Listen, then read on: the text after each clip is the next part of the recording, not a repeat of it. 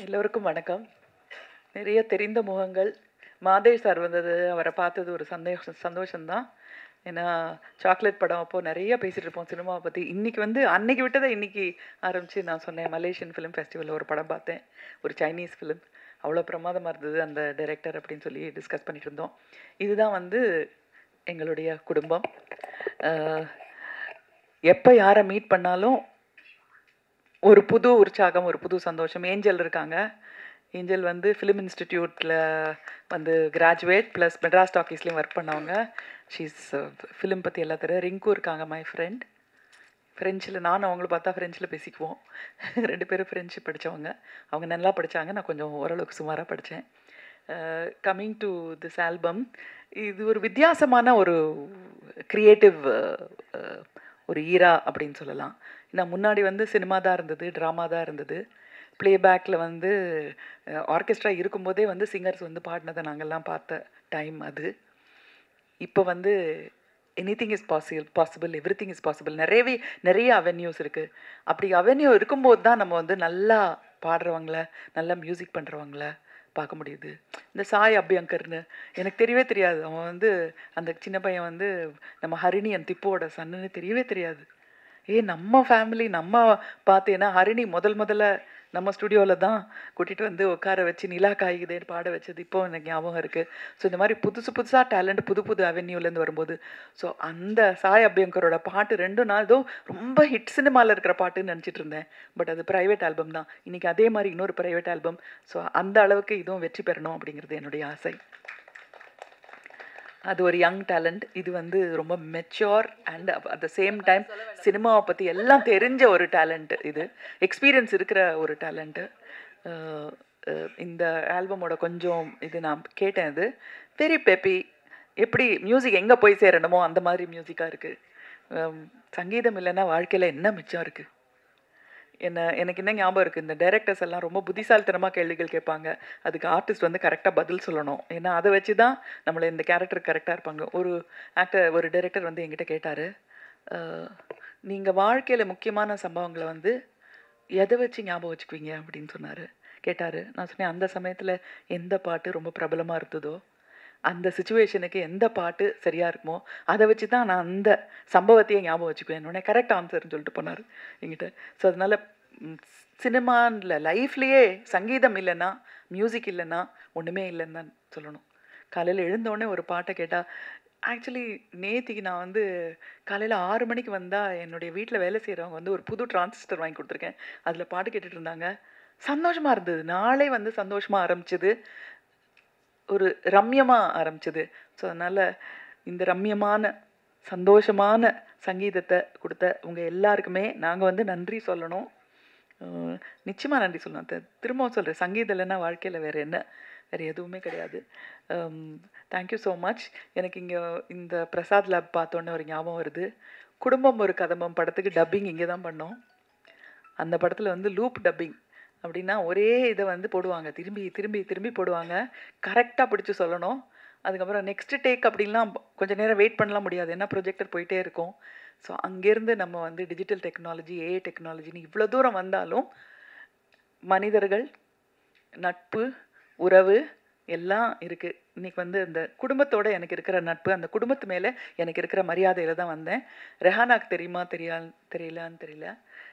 1997 எனக்கு ரொம்ப உடம்பு சரியில்லாமல் போய் நான் ரொம்ப ஒல்லி குச்சி மாதிரி இருந்தேன். 49 கிலோ தான் இருந்தேன். இப்போ உங்கள் அம்மா என்னை பார்த்துட்டு தினம் இல்லை, அட்லீஸ்ட் ஒரு 2 நாளைக்கு ஒரு தடவை என் வீட்டில் நான் படுத்திருந்த இடத்துல ஒரு விளக்கு ஏற்றி வச்சுட்டு போவாங்க. அந்த விளக்கை நீ பார்த்துக்கிட்டே இருக்கணும், உனக்கு உடம்பு சரியாகும் அப்படின்னு சொல்லுவாங்க. ஸோ அதனால் அந்த தாய்க்கு இப்போ எங்கே இருக்காங்களோ தெரியல, அவங்களோட வாழ்த்தும் உங்களுக்கு இருக்கும். அவங்களுக்கு நான் நன்றி சொல்கிறேன். என்னுடைய நன்றியெல்லாம் அவங்கக்கிட்ட போய் அவங்கக்கிட்டேருந்து உங்களுக்கு வாழ்த்தாக வரணும். நீங்கள் இன்னும் you should shine better and brighter அப்படிங்கிறது என்னுடைய ஆசை. Thank you so much. எல்லாருக்கும் என்னுடைய வாழ்த்துக்கள்.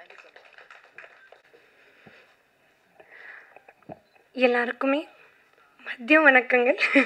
ஏன்னா ரெஹானா மேமோட இசை பற்றி பேசுகிறதுக்கு சரஸ்வதி கீழே பாடினா எப்படி இருக்கும் அப்படி தான் இருப்பாங்க. பட் அவங்களோட திறமையில எவ்வளோ அவங்க உச்சக்கட்டமோ இருக்கலாமோ, ஆனால் அதுக்கு மேலே மேம் வந்து ஒரு மதர் டெரேசா ஆஃப் இண்டஸ்ட்ரின்னு சொல்லலாம். பிகாஸ் இல்லை மேம், இது உண்மையான. ஏன்னா நானே வந்து பர்சனலாக இவங்கள பார்த்து அவங்களோட டேலண்ட் நம்ம எப்படி பார்த்து விழுந்திருக்கோமோ, எப்படி நம்ம ஒரு ஃபேனோ க்ரேசி ஃபேன் மேம் இதுவும். பட் அவங்க ஆஸ் அ ஹியூமன் பீனாக நீங்கள் பார்த்தீங்கன்னா, ஈவன் டில் மார்னிங் ஆல்சோ நீங்கள் பார்த்தீங்கன்னா சேரிட்டி. நான் அடிக்கடி சொல்லிகிட்டே இருப்பேன், money, power, position in the hand of good. அது மற்றவங்களுக்கு நல்லதான் பண்ணும். அது ஒரு ஃபஸ்ட்டு அண்ட் பெஸ்ட் உதாரணம் வந்து ரெஹானா மேம் தான்.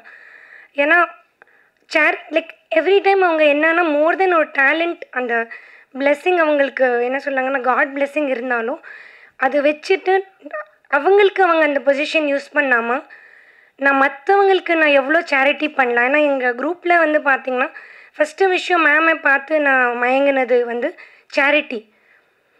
அவங்க எக்ஸ்ட்ரீம் லெவலில் எவ்ரி நிமிஷம் நான் இப்போ ஓகே எனக்கு இந்த ஆல்பம் இப்போ ஹிட் ஆகுதா, நான் இதை வச்சு எவ்வளோ பேருக்கு நான் சேரிட்டி பண்ண முடியும், அது வந்து சீக்ரெட்டாக பண்ணுறாங்க. நிறைய பேருக்கு அந்த விஷயமே தெரியாது. அவங்களோட இன்ஸ்பிரேஷன் எங்களுக்கு இண்டஸ்ட்ரியில் இப்படி ஒன்று வேணும்னு சொன்னாங்கன்னா talent extreme. And as a human been ஒரு லேடியாக அவங்கள பார்க்குறது ரெஹானா மேம் மட்டும் தான். அது அவங்களோட மெக்னானிமிட்டி. எனக்கு இவங்களோட இதில் நீங்கள் ஒரு இந்த பாடலோட ஃபஸ்ட்டு நீங்கள் ஒரு போர்ஷன்ஸ் பார்த்தீங்கன்னா ஜஸ்ட்டு கண்ணு மூடி கேளுங்களேன். ஒரு இன்டர்நேஷ்னல் சிங்கர் வந்து அங்கே பண்ணியிருப்பாங்க. அது வந்து இங்கிலீஷில் நீங்கள் இப்படி பாடுவீங்களா, இல்லை தமிழில் கூட நான் இப்படி வந்து பாடுவேன். 2 எக்ஸ்ட்ரீம் நம்ம பார்த்துருப்போம். யாராலையும் இந்த லெவல்லே வந்து பாட முடியாது. The way ma'am has performed, it's totally un international ஆல்பம்னு சொல்லலாம். அவங்க பர்ஃபார்மன்ஸ் என்டையர்லி அந்த சாங்கே வந்து தூக்கி கொடுத்துருக்கு. The way she is perform everything is from the heart. And இந்த சாங் அகெயின் எடுக்கிறதுக்கு காரணம் நிறைய புது டேலண்ட்ஸ்க்கு நம்ம ஒரு வாய்ப்பாக இருக்கணும்.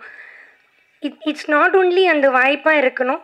ஒரு ஆல்பமோ ஒரு படமோ வந்து பெருசாக வரும்போது இண்டஸ்ட்ரிக்கு நிறைய பெனிஃபிட் வருது. இப்போது ஒரு படம் வந்து ஹிட் ஆகுதுன்னா ஒரு பெரிய வரும்போது நிறைய வருமானம் நம்மளோட இண்டஸ்ட்ரிக்குள்ளே வந்து வருது. ஸோ அதுவும் ஒரு நோக்கம் இருந்திருக்கு. ஸோ டோட்டல் இதை எடுக்கிறதுக்கு அவங்க இருக்க பொசிஷனுக்கு அவங்க she doesn't have to do எனி திங். பட் இன்னமும் இது வரைக்குமோ நான் ஓகே ஆஸ் அ ஹியூமன் பீனாக எப்படி உதவி பண்ண முடியும், ஆஸ் அ டேலண்ட்க்கு நான் எப்படி உதவி பண்ண முடியும். இந்த மியூசிக் இண்டஸ்ட்ரி இருக்கட்டும், இல்லை ஆல்பம் இது இருக்கட்டும், ஒரு வேறு இடத்துக்கு போகணுன்னு இருக்கும். மேம் பற்றி பேசிகிட்டே போகலாம். சுஹாசினி மேம் பற்றி சொல்லணும். மேம் வானப்பிரஸ்த படம் பார்த்து நாங்கள் விழுந்திருக்கோம். லைக் எப்படி ஒரு ஆக்டிங் இன்ஸ்பிரேஷன் ட்ரை பண்ணுவோம், ரொம்ப கஷ்டம். She such an amazing human been. நிறைய இடத்துல மேமை பார்க்குறதுக்கு வாய்ப்பு இருந்தது. எப்படி அவங்க நார்மலாக எல்லாருக்கிட்ட ஒரு டேலண்ட், ஒரு ஆக்டிங்கில் she is like what to say, அவங்க லெவலுக்கு எல்லாம் மேட்சே பண்ண முடியாது. Today also one of the example is Vanaprastha பண்ணது. Like very few artist. நான் அது 100 வாட்டி கூட பார்த்துட்டே இருக்கலாம். ப்ளஸ் எங்கள் டைரக்டர் மணிவி நாயர் சார் ரொம்ப அழகாக வந்து பண்ணியிருந்தாங்க. ஆஸ் அ டீமாக அவங்க பண்ணியிருந்தாங்க.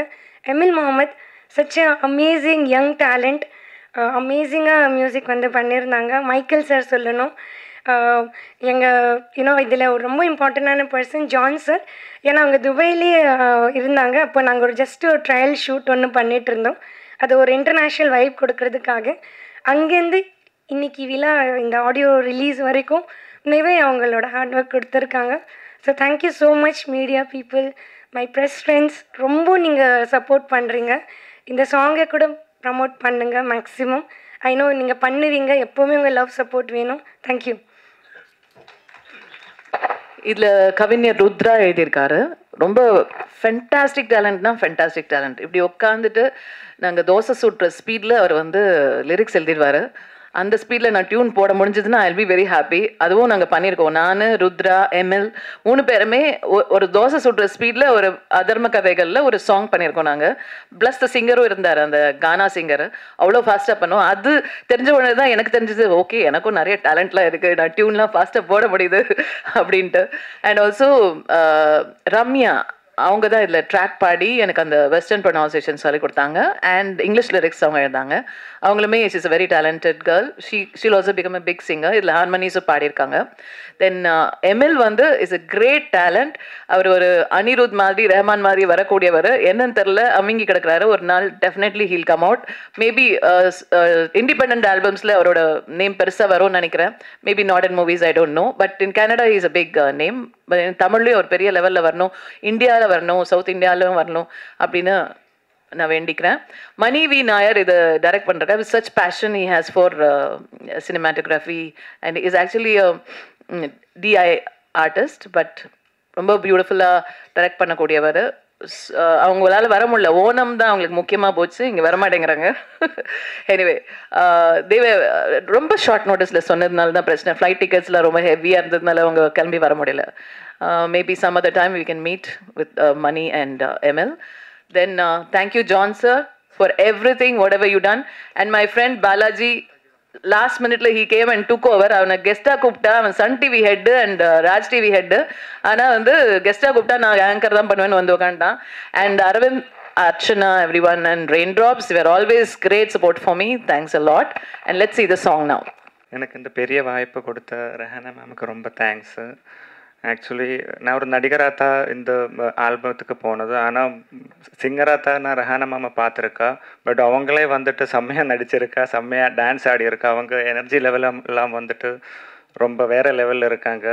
அந்த மாதிரி I have to thanks to the director Mani V Nair and the music director ML Muhammad and the cameraman Michael. அவங்க எல்லாம் ரொம்ப நல்லா ஒர்க் பண்ணியிருக்காங்க. இந்த ஆல்பம் பெரிய ஒரு சக்ஸஸ் ஆகிறதுக்கு நான் ஆண்டவன்கிட்ட வேண்டிக்கிட்டு இருக்கேன். Thank you so much.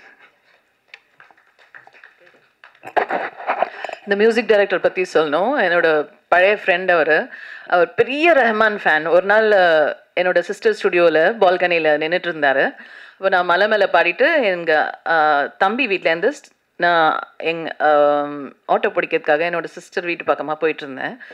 அங்கேருந்து அந்த பால்கனிலேருந்து கூப்பிட்டு ஹாய் அப்படின்னாரு. யாருப்பா அது அப்படின்னு சொல்லி பார்த்தேன். ஸோ ஹி செட், நீங்கள் தானே மலை பாடினது அப்படின்னாரு. ஆமாம், நான் உங்களோட பெரிய ஃபேன் அப்படின்னாரு. நான் முதல்ல நம்பிட்டேன் நிஜமா தான்ட்டு. அப்புறம் உள்ளே போனால் சொல்கிறாரு, நான் ரஹ்மானோட ஃபேனு, நீ ரஹ்மானோட சிஸ்டராக இருக்கிறதுனால உன்னோட ஃபேனு அப்படின்னு சொன்னார். இப்படி தான் கதை ஓடின்னு இருக்கு ஃபுல்லாகவே. And I should also thank Mani sir. I've never thanked him in any of the what you say stages. ஒவ்வொரு வாட்டியும் நான் பாடும்போதும் பியூட்டிஃபுல் என்கரேஜிங் வேர்ட்ஸ் அவர் டேரக்டாக சொன்னதில்லை. But is told my brother and he will always come and tell me how nicely is encourage me and the way he like the voice and why he likes it and why he doesn't want in certain places by voice and all that. So கன்னத்தில் முத்தமிட்டால் நான் முதல்ல ஒரு 4 line தான் பாடினேன், விடைகொடை எங்கள் நாடேன்ட்டு.